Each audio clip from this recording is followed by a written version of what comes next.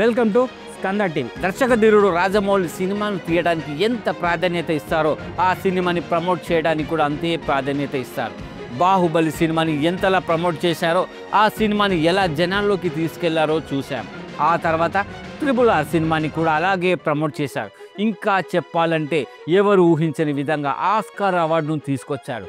ఇప్పుడు super star Mahesh బాబుతో వారణాసి అనే సినిమా చేస్తున్నాడు జక్కన్న. ఇది ఇలా రాజమౌళి రూట్ లో ప్రసాద్ నీల్ అని వార్తలు వస్తున్నాయి. ఇంతకీ ప్రసాద్ నీల్ ఏం చేయబోతున్నాడు పదండి తెలుసుకుందాం. వారణాసి సినిమా టైటిల్ ని ఎలా రివీల్ చేశారో చూసాం. ఈవెంట్ కు లక్షల మంది పైగా జనాలు రావడంతో ఆ ఈవెంట్ కి ట్రేమండ్ రెస్పాన్స్ రావడం తెలిసిందే. ఇప్పుడు జక్కన్న రూట్ లోనే ప్రసాద్ నీల్ కూడా ఎన్టీఆర్ మూవీ టైటిల్ ని రివీల్ చేయబోతున్నాడని తెలిసింది. ఎన్టీఆర్ హీరోగా ప్రసాద్ నీల్ తెరకెక్కిస్తున్న మూవీకి డ్రాగన్ అనే టైటిల్ అనుకుంటున్నారని ఓ వార్త ప్రచారంలో ఉంది. ఆ మధ్య నిర్మాత మైత్రి రవి కూడా దాదాపుగా ఈ టైటిలే ఉంటుందని చెప్పడంతో జనాలందరూ ఈ టైటిల్ కి ఫిక్స్ అయిపోయారు. ఇప్పుడు టైటిల్ మారబోతుందని తెలిసింది.